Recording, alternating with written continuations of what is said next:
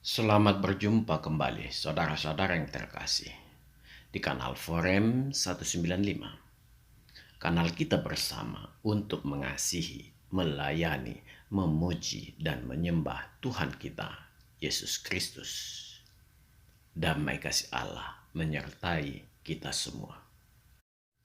Saudara-saudara yang terkasih, bila kita meminta pendapat orang di seluruh dunia tentang Yesus Kristus, maka bisa dipastikan mereka seluruhnya akan menarik nafas terlebih dahulu sebelum mulai berbicara. Ya, sadar tanpa sadar, seluruh manusia di dunia ini menempatkan Yesus Kristus sebagai manusia yang sangat dihormati dengan bermacam alasan. Bahkan, penganut agama sepupu kita juga menempatkan tokoh ini dengan sangat terhormat. Bila ada satu dua orang dari mereka yang berbicara sembarangan, maka dapat dipastikan dia tidak memahami kitab sucinya sama sekali. Bahkan, sekarang ini timbul aliran di agama sepupu kita yang turut juga memuliakan Yesus Kristus dan menganggapnya adalah juru selamat. Ini semua dikarenakan timbulnya sebuah keyakinan tentang pribadi Yesus Kristus yang memang dipersaksikan juga oleh kitab sucinya sendiri sebagai seorang manusia yang istimewa dan tidak ada manusia lain yang sebanding dengannya. Memanglah sebuah kenyataan, Yesus Kristus tidak pernah menurunkan kitab suci. Memanglah juga Yesus Kristus tidak pernah menurunkan agama. Kedua hal ini sering membuat saudara sepupu kita menjadi sangat keliru memahami Tuhan orang Kristen. Sebenarnya, Alkitab Perjanjian Lama berisi tentang kebagaimanaan Allah, apa yang dilakukan Allah, dan nubuatan tentang juru selamat, yaitu Tuhan Yesus Kristus. Sementara Alkitab Perjanjian Baru berisi tentang kisah sejarah Yesus Kristus, visi dan misinya di dunia, serta catatan pengajarannya langsung ataupun melalui murid Tuhan, yang semua ditulis oleh para murid langsung Tuhan maupun para saksi mata. Jadi, Alkitab bukan kitab suci yang jatuh dari langit dan tidak pernah dijadikan benda suci yang selevel dengan Allah. Kekeliruan konsep ini di luar kekristenan dikarenakan mengadopsi istilah firman Allah yang memang selevel dengan Allah bagi orang Kristen. Di kekristenan, firman Allah itu menjadi manusia yang bernama Yesus Kristus dengan cara berinkarnasi menjadi manusia, bukan berinkarnasi menjadi buku yang bernama Alkitab. Karena firman Allah itu bertujuan memberi contoh langsung bagaimana manusia berlaku yang seturut dengan kehendak Allah. Inilah yang disebut pengikut Kristus. Dan secara dunia manusia dikenal dengan nama agama Kristen. Jadi, agama Kristen adalah agama yang terdiri dari orang-orang yang mengikuti pola hidup Yesus Kristus dan mengakuinya adalah Tuhan dan Juru Selamatnya. Saudara-saudara yang dikasihi Tuhan, Alkitab bersaksi menempatkan Yesus Kristus sebagai Juru Selamat ternyata tidak bisa kita lakukan dengan sembarangan. Sekalipun kita memiliki hasrat seperti itu, sangat diperlukan proses mengenali siapa sebenarnya Juru Selamat itu. Juru Selamat tidak bisa hanya sekedar kesamaan nama, tetapi berbeda secara sejarah. Allah orang Kristen adalah Allah yang cemburu. Artinya, Dia tidak ingin diduakan, dan Allah ingin kita hanya berfokus pada Dia. Dari semua gambaran di atas, inilah dasar saya membuat trilogi video dengan judul Siapakah Yesus Kristus? Trilogi ini terdiri dari 3 bagian dengan judul. Bagian pertama, Yesus Kristus sebagai pribadi kedua Trinitas.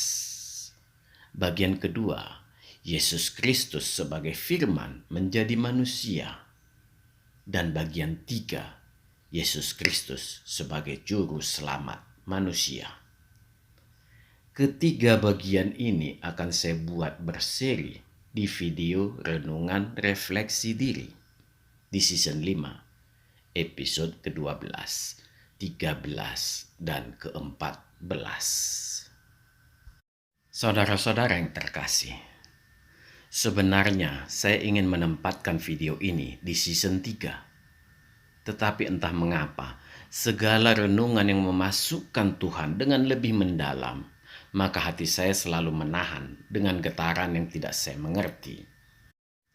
Getaran ini, entah mengapa, sangat sering terjadi di dalam hidup saya.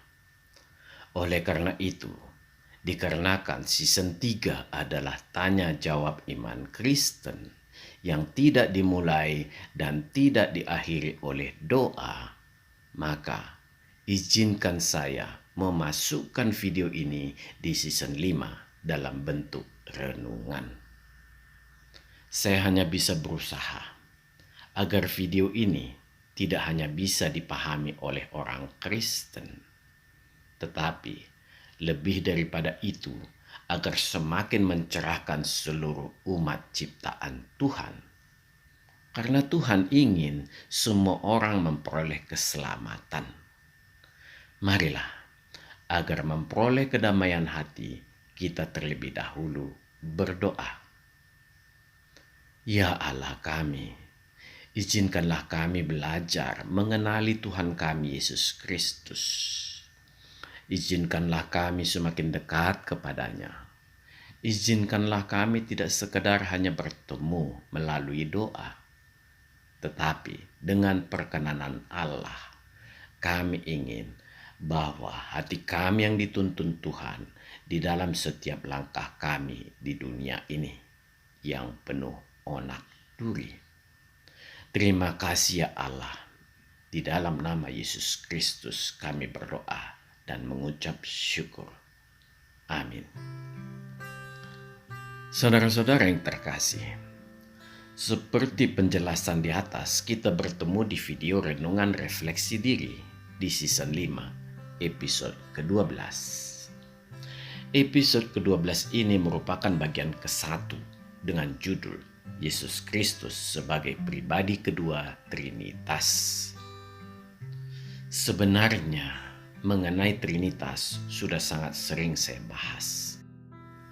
Saudara semua dapat melihat di salah satu video saya yang ada linknya di kolom deskripsi. Saudara-saudara yang terkasih, bila kita menyinggung tentang Trinitas, memanglah ini menjadi sebuah keharusan. Karena Trinitas mempersaksikan siapa diri Yesus Kristus sebenarnya. Trinitas adalah keadaannya di luar posisinya sebagai manusia yang kita kenal. Karena kitab suci Alkitab dan kitab suci saudara sepupu kita mempersaksikan bahwa Yesus Kristus sudah ada sebelum Dia datang ke dunia. Dan juga Dia kembali ke tempat asalnya setelah Dia bangkit dari kematian. Tempat asal Yesus Kristus ini kita kenal sebagai sorga, yaitu tempat tinggal Allah. Apakah Allah memiliki tempat tinggal? Pertanyaan ini sering terlintas begitu saja di benak kita. Bukankah Allah bersemayam di dalam hati? Sebenarnya, penjelasan tentang sorga tidak akan sesederhana itu. Memang, Alkitab tidak menjelaskan dengan detail tentang tempat tinggal Allah, selain sebagai sorga yang gilang gemilang. Itulah gambaran yang dapat kita peroleh. Dan saya ingin menambahkan, yaitu sebuah tempat yang merupakan awal dari segala sesuatu tentang keterdefinisian. Keterdefinisian ini akan kita lihat di akhir video ini, yang merupakan kesimpulan bagian pertama. Saudara-saudara yang terkasih, Alkitab bersaksi, memanglah Yesus Kristus adalah anak Allah. Dialah pribadi yang kedua dari 3 pribadi Allah. Dan 2 pribadi yang lain adalah Sang Bapa dan Roh Kudus. Inilah yang dikenal dengan istilah Trinitas atau Tritunggal. Mengapa 3? Kok tidak 4 atau 5? Atau mengapa bukan kuartenitas atau pancanitas? Trinitas adalah istilah tentang keberadaan dan kebagaimanaan Allah yang diperlihatkan Alkitab. Jumlah tidaklah penting. Tetapi karena Alkitab mempersaksikan hanya ada 3 pribadi, maka para bapak-bapak gereja di abad pertama sampai ketiga Masehi menyebut dengan istilah Trinitas. Jadi, kita tidak perlu sibuk mencari kata Trinitas di Alkitab. Alkitab tidak sesempit itu mendefinisikan Allah. Segala yang dilakukan para bapak-bapak gereja mula-mula hanya mencari cara ataupun formulasi untuk membantu orang Kristen agar lebih mudah memahami Allah. Bapak-bapak gereja tentunya tidak memaksudkannya sebagai syarat masuk sorga. Mereka sangat paham Alkitab dan sangat paham maksud Allah mengutus Yesus Kristus. Dengan memahami keberadaan real atau nyata hakikat Allah sebagai Bapa, Anak, dan Roh Kudus, maka tidaklah mungkin lagi orang Kristen keliru dalam mengenali Allahnya, sehingga tidak bisa diombang-ambingkan rupa-rupa pengajaran, baik dari luar, terlebih dari dalam kekristenan sendiri. Kesimpulan yang diberikan para bapak-bapak gereja mula-mula sudah dalam bentuk yang sangat sederhana, sebagaimana telah diajarkan di gereja, yaitu pengakuan iman percaya. Dan itu selalu kita ucapkan setiap minggu di gereja. Itu sudah lebih dari cukup sebagai doktrin Tritunggal. Janganlah keluar dari pengakuan iman percaya yang disajikan dalam bentuk lain oleh ajaran yang menyesatkan. Karena tujuan pengajar sesat adalah mengaburkan Alkitab dan mau tidak mau terpaksa membuat doktrin baru. Pada suatu saat, doktrin baru yang dibuatnya pasti tidak sesuai dengan yang dikatakan Alkitab. Inilah saatnya dia digulung oleh Alkitab, bila dia tidak membuat kitab suci yang baru, yang semua akan berarti dia membuat agama baru. Sasaran para penyesat hanya ada 2: mengingkari pengakuan iman percaya sebagai fondasi iman Kristen dan mengaburkan Alkitab, disadari ataupun tidak disadari oleh para penyesat. Semua bermuara kepada peniadaan Allah kita. Terjadilah Allah secara umum. Harus kita pahami, Allah orang Kristen adalah Allah yang bersifat universal. Tetapi Allah universal bukanlah Allah orang Kristen. Bila ini terjadi, maka tidak perlu penjelasan sebegitu detail tentang Allah di Alkitab, dan lebih spesifik lagi di 10 perintah Tuhan, terutama di perintah yang pertama sampai keempat. Dari semua itu, sangatlah jelas bagi kita, memanglah kita sangat perlu memahami Tritunggal yang menjadi fondasi iman Kristen. Saudara-saudara yang dikasihi Tuhan, Allah orang Kristen adalah Echad atau Esa, yang arti sebenarnya adalah tunggal yang jamak. Jadi bukan tunggal mutlak. Kekeliruan pemakaian kata Echad sangat banyak di seluruh dunia.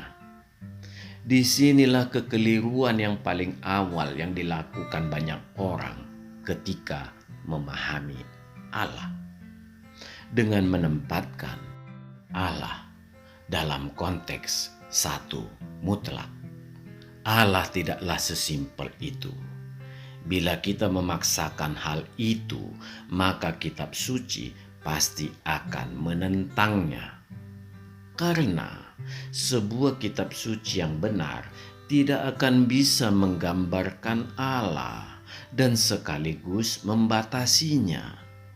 Artinya, kita memandang Allah dengan konsep berpikir manusia, bukan melalui konsep berpikir Allah yang diajarkannya melalui kitab suci.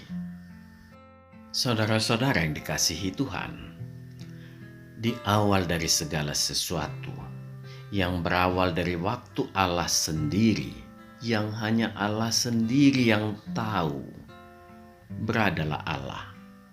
Dalam tanda kutip, sesuatu yang tidak bisa dimengerti siapapun kecuali oleh dirinya sendiri.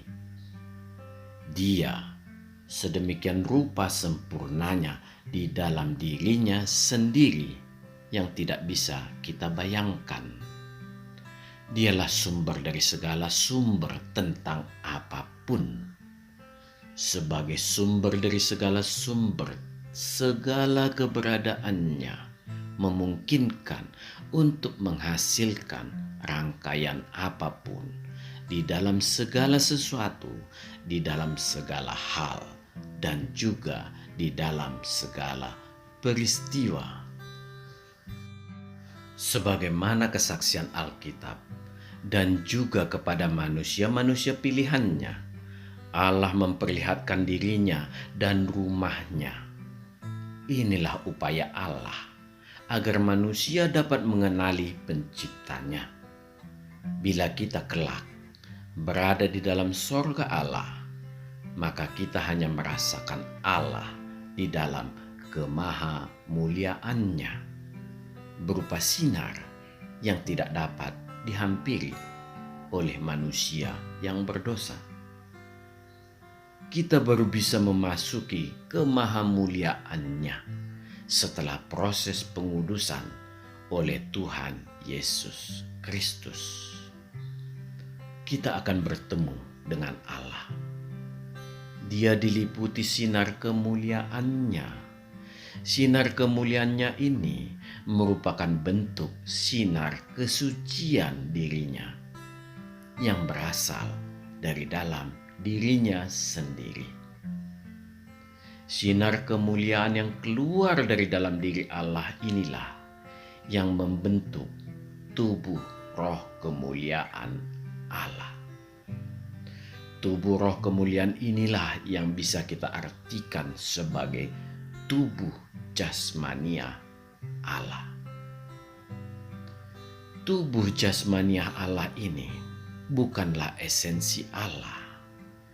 Ini bukan hakikat Allah. Ini suatu bentuk ekspresi kedirian Allah yang menunjukkan kemahamuliaannya. Merupakan bentuk sinar kemuliaan yang tidak terhampiri, yang mewakili seluruh keberadaan dan perasaan Allah yang memancar keluar dari dalam diri Allah. Inilah yang menunjukkan bahwa Allah kita adalah roh yang hidup, bukan benda mati. Segala puji untuk Allah. Marilah kita melanjutkan. Bila kita sudah memasuki tubuh roh kemuliaan yang bagaikan tubuh jasmania Allah ini, maka kita akan masuk ke inti roh Allah. Di sini kita akan menemukan suatu kemahamuliaan yang tidak terlukiskan. Inilah yang bisa kita sebut sebagai tubuh rohania Allah. Inilah hakikat Allah. Inilah Allah. Inilah roh kasih itu. Ketika kita bertemu dengan tubuh rohania Allah ini, pada saat inilah kita bertemu dengan Sang Bapa. Dengan demikian, kita bisa mengatakan bahwa inti roh Allah adalah Sang Bapa atau Allah Bapa itu sendiri. Marilah kita sedikit masuk lebih dalam lagi dengan melihat ke dalam diri Sang Bapa. Ternyata di dalam diri Sang Bapa, Dia tidaklah sendirian. Dia berada dalam kondisi persekutuan roh dengan Sang Firman dan Sang Roh Kudus. Persekutuan roh yang saling memiliki. Begitu banyaknya di dalam kesaksian Alkitab mengatakan tentang Yesus Kristus sebagai anak Allah yang sudah ada sejak dahulu kala. Dia Alfa dan Omega. Semua itu benar adanya. Karena Dia berada sebagai Sang Firman, Sang Hikmat Allah. Ketiga wujud ilahi ini dikenal dengan istilah hipostasis. Suatu eksistensi atau keberadaan nyata yang menjadi dasar kehendak yang sama antara yang satu terhadap yang lain. Ini diartikan bahwa apapun yang dilakukan salah satu pribadi, baik oleh Sang Bapa atau Sang Firman atau Roh Kudus, akan menjadi dasar yang sama juga yang pasti akan dilakukan oleh dua pribadi yang lain. Artinya, keberadaan real atau hipostasis yang menjadi dasar sebuah kehendak ternyata menjadi kehendak keberadaan real atau hipostasis yang lain juga. Dalam kata yang singkat, bila satu hipostasis melakukan satu hal, maka dua hipostasis yang lain adalah ya dan amin. Jadi, di sini hipostasis hanya dapat diartikan sebagai dasar kehendak yang diamini bersama, bukan dasar hakikat. Karena secara hakikat ketiganya adalah sama, karena ketiganya berada dalam satu tubuh rohania yang satu juga. Inilah hakikat Allah. Kenyataan ini memperlihatkan bahwa tubuh rohania Allah sedemikian hidup, artinya memang Allah lah kehidupan itu sendiri. Secara global, hanya ada dua hal yang bisa kita dalami dari hipostasis, yaitu yang pertama, hakikat atau esensi, dan yang kedua, kehendak. Kehendak di dalam skala lebih luar kita artikan adalah suara hati. Kehendak dalam skala lebih dalam adalah berpikir, dan lebih dalam lagi adalah kesadaran. Bila kita tarik lebih dalam lagi, akan mengerucut pada hidup. Jadi, semua bermuara pada hakikat yang mati atau hakikat yang hidup. Allah kita adalah hakikat yang merupakan kesempurnaan hidup itu sendiri.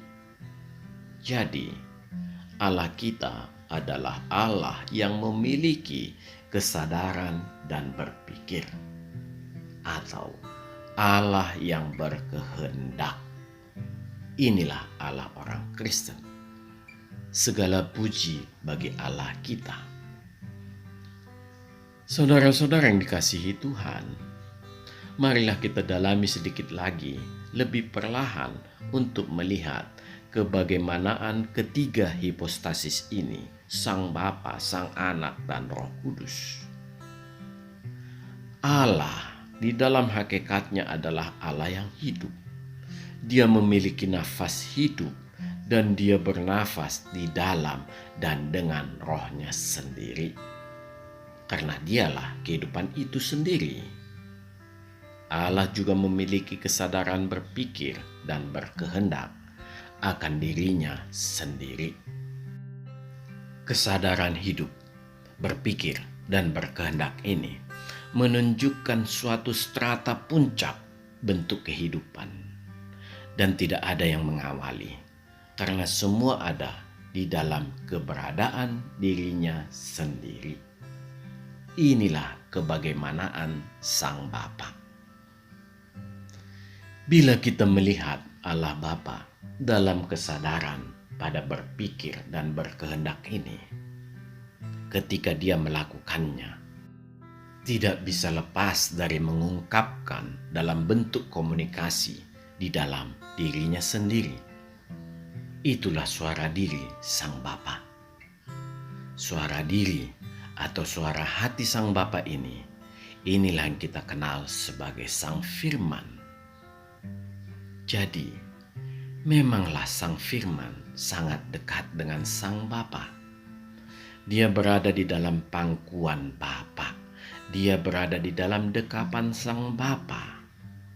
Sang Firman yang berada di dalam Sang Bapa dan selalu bersama-sama dengan Sang Bapa dan selalu melakukan kehendak Sang Bapa.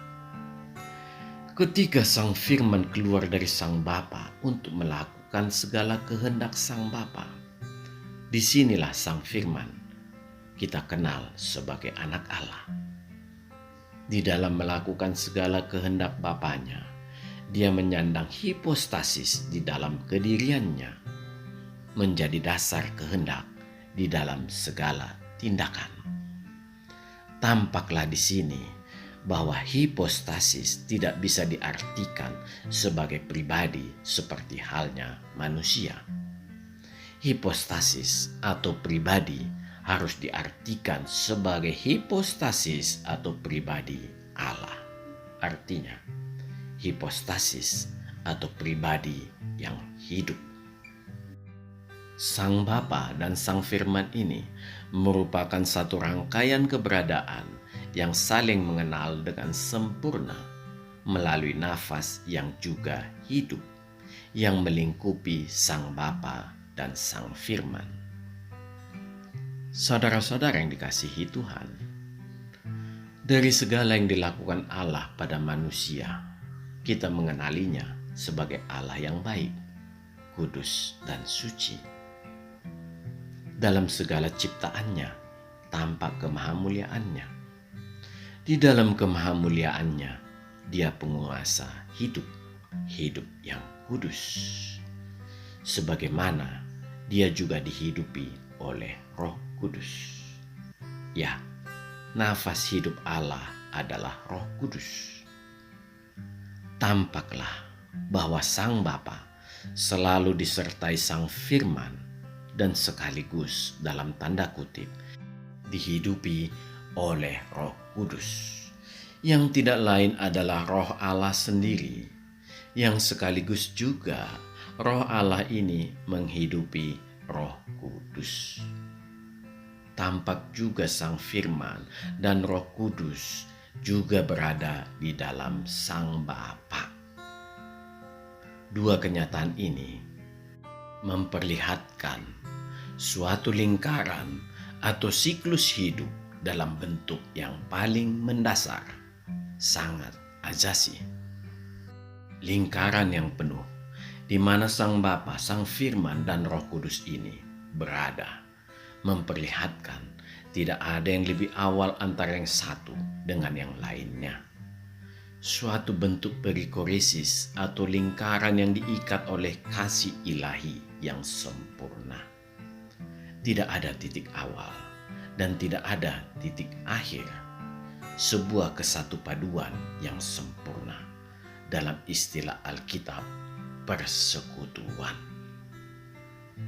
Saudara-saudara yang dikasihi Tuhan,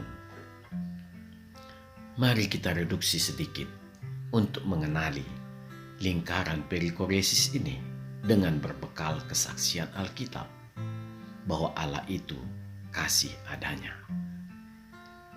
Kesadaran Allah tampak dari rangkaian berpikirnya. Rangkaian berpikirnya membuat Allah melakukan pertimbangan-pertimbangan ataupun pembicaraan di dalam dirinya sendiri. Dia berbicara dengan firman-Nya yang ada di dalam dirinya, sebuah bentuk persekutuan yang sempurna. Segala sesuatu saling mengetahui karena Allah dan firman-Nya bersekutu dengan erat di dalam Roh Kekudusan. Ketiga hipostasis wujud ilahi di dalam tubuh Roh kemuliaan ini merupakan satu kesatuan kasih yang hidup. Inilah Allah yang Maha Mulia. Pengertian hidup di sini adalah masing-masing memiliki hipostasis sendiri di dalam genetik keilahian Allah.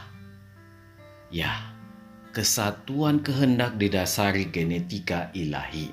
Artinya, di dalam genetik keilahian, ketiga hipostasis ini selalu ada dalam satu kesatuan lingkaran kasih yang tidak terpisahkan dan saling menempati atau mengisi. Tiap hipostasis memberikan ruang kasih kepada hipostasis lainnya. Inilah yang dikenal dengan istilah perikoresis. Dengan demikian, keberadaan Allah adalah asal mula sesuatu. Allah yang hidup, Dia bernafas dengan roh yang ada di dalam dirinya sendiri. Allah berkata-kata berupa firman yang juga ada di dalam dirinya sendiri. Segalanya ada di dalam dirinya sendiri. Memanglah, Allah adalah kehidupan itu sendiri. Sungguh sempurna Allah.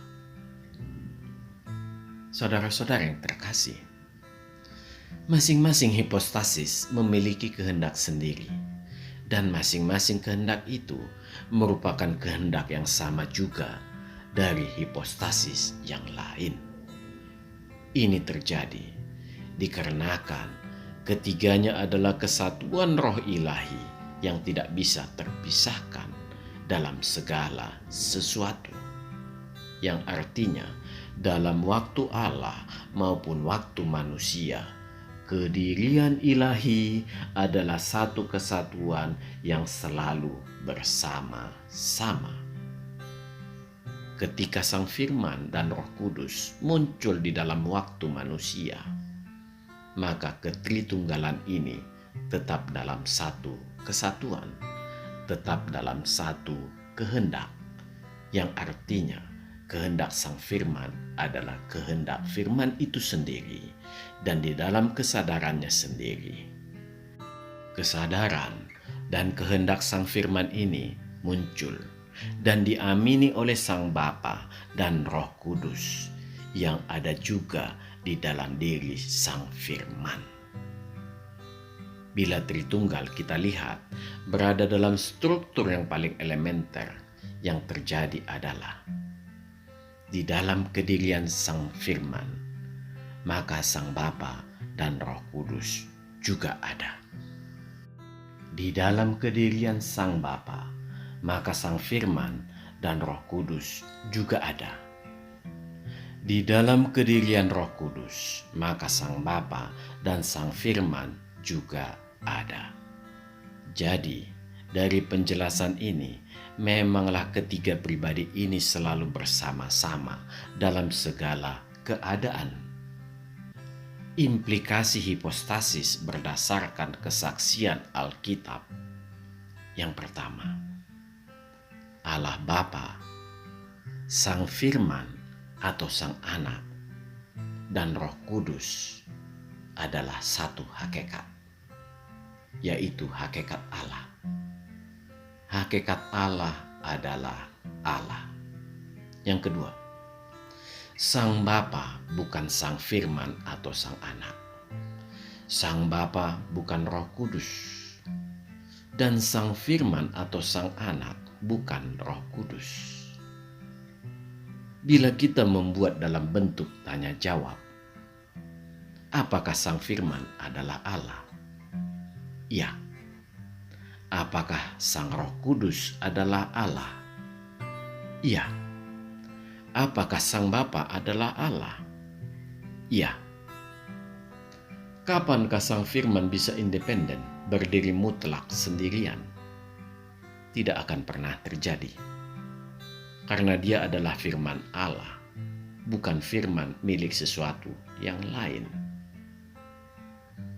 Kapankah Sang Roh Kudus bisa independen, berdiri mutlak sendirian? Tidak akan pernah terjadi.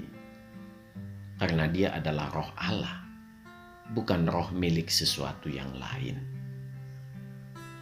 Kapankah Sang Bapa bisa independen, berdiri mutlak sendirian? Tidak akan pernah terjadi.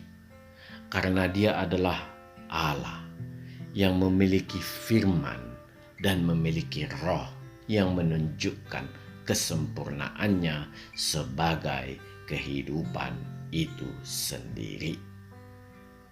Puji Tuhan di dalam kesempurnaannya.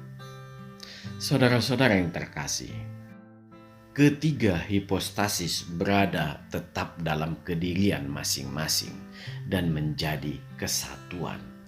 Inilah Tritunggal dalam kesatuan perikoresis yang sangat sempurna. Persekutuan yang saling menempati. Di dalam persekutuan kasih yang sempurna ini, tampaklah Allah itu Esa, Allah yang tunggal di dalam tubuh rohaniahnya. Inilah arti sebenarnya Ehad, tunggal yang jamak. Tidak bisa diartikan dengan yang lain.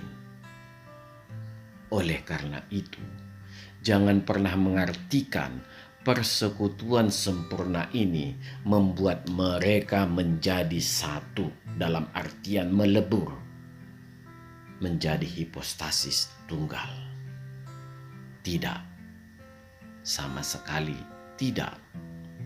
Jangan terjadi kesimpulan seperti itu. Sekali lagi jangan, karena hal itu memang sangat sesat. Ini hanya berarti bahwa Allah hanya satu hipostasis. Tidak ada Allah Bapa, tidak ada Sang Firman, tidak ada Roh Kudus. Yang terjadi hanya pemakaian istilah-istilah yang menjadi semu dari dalam Alkitab. Konsekuensi daripada ini, Alkitab menjadi tidak berarti. Sekalipun pemikiran seperti itu dalam tanda kutip dibungkus dengan tetap memakai istilah salah satu hipostasis yang lain, yaitu seperti penganut hipostasis tunggal Yesus Kristus. Itu tetap hanya Allah yang hambar, yang muncul dengan berbagai banyak penampakan, berdasarkan fungsi, berdasarkan tingkatan, dan banyak lain yang bisa kita sebut di sini. Ini mengingkari apa yang tertulis di Alkitab tentang apa dan bagaimana Allah sebenarnya.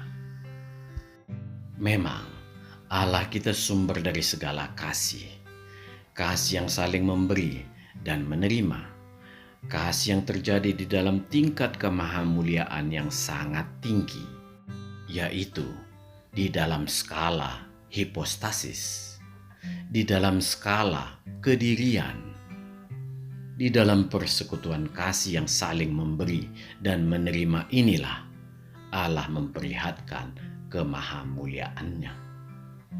Kasih yang berkelimpahan di dalam persekutuan ini ditambah hakikat ilahi yang memenuhi segalanya di dalam dirinya sendiri.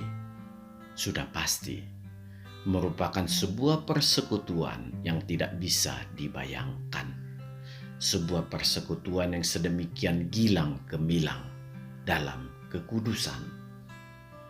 Persekutuan ini memancarkan kemuliaan Allah keluar dari dalam dirinya, menembus tubuh rohania Allah, membentuk tubuh roh kemuliaan berupa sinar yang tidak terhampiri, yang membungkus tubuh rohania Allah.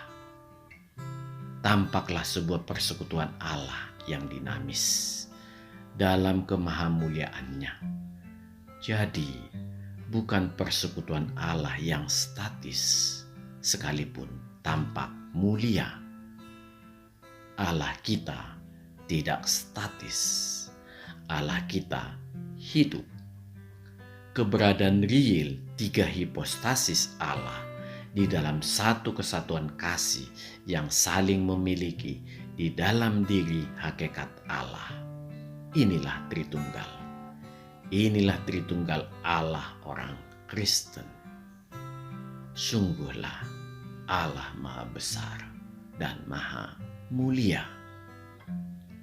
Saudara-saudara yang terkasih, dari Alkitab Allah memperlihatkan bahwa dari dalam dirinya sendiri Dia memunculkan sebuah standar kesempurnaan, bahwa di dalam diri Allah ada Sang Bapa, Sang Firman, dan Sang Roh Kudus. Dengan demikian, Dialah standar Allah. Dialah yang menciptakan alam semesta, sebuah identitas yang sangat jelas. Sangat mudah memeriksa Allah yang lain, yang mengaku sebagai pencipta alam semesta. Sangat terbalik bila kita sudah memiliki standar Allah dari luar, lalu mencari kemiripannya di Alkitab, dan hanya berdasarkan standar dari luar, kita mengatakan bahwa saya juga memiliki Allah dengan kriteria yang memenuhi. Tidak, itu sangat keliru. Jangan mereduksi Allah orang Kristen dengan cara seperti itu. Itu sangat sesat. Tetapi kita harus melihat di Alkitab. Siapakah yang dikatakan Allah itu di Alkitab? Seperti apakah Allah di Alkitab itu? Itulah standar yang harus dipakai untuk mengidentifikasi Allah yang lain. Itulah standar Allah yang sesuai dengan kesaksian Alkitab. Sekali lagi harus saya katakan, inilah gunanya kita memahami Tritunggal. Dikarenakan banyaknya pengkhotbah mengambil jalan pintas, menyamakan Tuhan orang Kristen sama dengan Tuhan agama lain. Tujuannya tampak mulia, agar mudah menjelaskan dan orang tersebut mau masuk Kristen. Ini keliru. Dia hanya menarik orang di luar Kristen dengan mengenalkan Tuhan yang sebenarnya bukan Tuhan orang Kristen. Ingatlah, hanya Tuhanlah yang berkuasa memanggil. Cukuplah Allah menyatakan dirinya adalah Ehad atau Esa di dalam satu tubuh rohania. Karena Allah orang Kristen adalah roh. Jadi, jangan pernah merubah standar Allah orang Kristen. Karena itu merupakan satu kesatuan dengan Alkitab. Bila mencoba melakukan hal itu, maka Anda harus merubah doktrin dan sekaligus Anda juga harus merubah Alkitab. Inilah yang membuat saya tidak bisa mengikuti aliran Allah mayor, Allah minor, dan oneness. Saya hanya bisa mengikuti apa yang dikatakan Alkitab. Sampai nanti kelak Allah akan membukakannya bagiku. Saudara-saudara yang terkasih, marilah kita melanjutkan sedikit lagi. Memang, bila kita melihat ucapan-ucapan Yesus Kristus, maka terlihat Dia lebih banyak berbicara tentang dalam tanda kutip kelebih dekatannya dengan Sang Bapa. Ini hanya dikarenakan bahwa dia dalam konteks menyampaikan apa yang dikatakan Bapa kepadanya. Tetapi bila kita melihat apa yang tidak terlihat, maka tampak Yesus Kristus dalam menyampaikan dan melakukan segala sesuatu selalu di dalam Roh yang penuh kuasa. Itulah Roh Kudus, itulah Roh Allah. Marilah dalam memahami Alkitab, kita mau belajar untuk mau juga memahami dengan seksama apa yang tidak terlihat. Saudara-saudara yang dikasihi Tuhan, marilah kita menyimpulkan apa yang kita pelajari sebagai berikut. Trinitas dalam kekristenan ada pada 3 pribadi yang suci, yang tidak mengenal dosa sama sekali, bahkan berkuasa menghapus dosa. Sebuah otoritas yang tidak akan pernah dimiliki seorang manusia pun di dunia ini, karena otoritas itu milik Allah. Allah orang Kristen adalah Ehad atau Esa. Allah berada dalam satu tubuh rohania. Karena Allah adalah roh, tidak terikat oleh ruang dan waktu. Di dalam satu tubuh rohania ini ada 3 pribadi, yaitu Sang Bapa, Sang Firman, dan Sang Roh Kudus.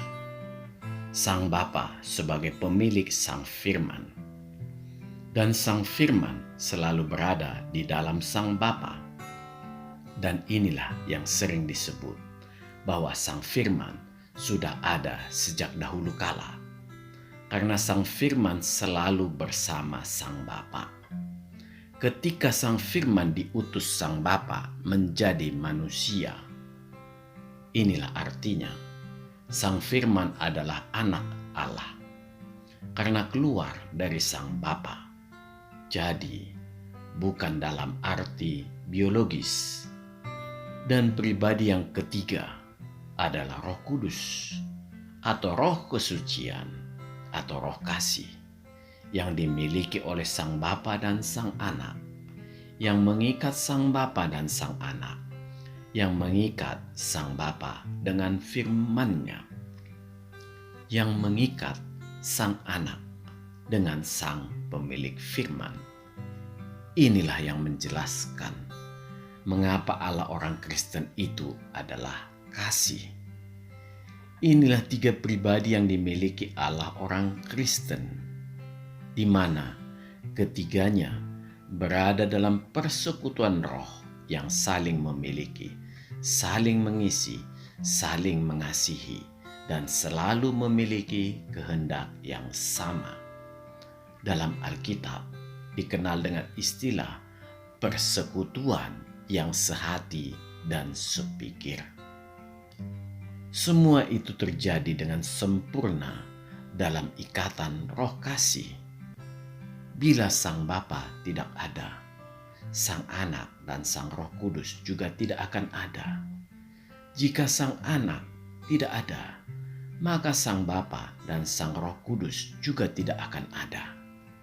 Jika Sang Roh Kudus tidak ada, maka Sang Bapa dan Sang Anak tidak akan ada. Semuanya ini hanya memiliki arti tidak akan ada apa-apa. Semua menjadi tidak terdefinisikan karena tidak ada yang hendak didefinisikan dan tidak ada yang mendefinisikan. Esensi sebuah keterdefinisian melahirkan harus ada kehidupan. Allah orang Kristen hidup karena dialah kehidupan itu sendiri. Dialah yang mengawali dan dialah yang mengakhiri segala sesuatu. Serta segala sesuatu diciptakan Allah di dalam Tuhan Yesus Kristus dengan firman Allah. Inilah kesaksian yang hidup yang tertulis di Alkitab yang menjadi hidup tentang Allah orang Kristen. Terpujilah Tuhan Yesus Kristus selama-lamanya. Amin. Tuhan memberkati. Marilah kita berdoa. Ya Allah yang Maha Pengasih, terima kasih ya Tuhan, kami sudah menyelesaikan pembelajaran kami di bagian pertama ini ya Tuhan, mengenai diri-Mu sebagai Allah kami. Biarlah Tuhan, pemahaman kami ini dapat memperkuat keimanan kami tentang keberadaan-Mu sebagai satu-satunya Allah yang menyelamatkan seluruh manusia hanya karena kasih-Mu. Terpujilah nama-Mu selama-lamanya. Di dalam nama Yesus Kristus kami berdoa. Amin. Tuhan memberkati kita semua. Saudara-saudara yang terkasih, marilah kita masuk ke saat teduh sejenak.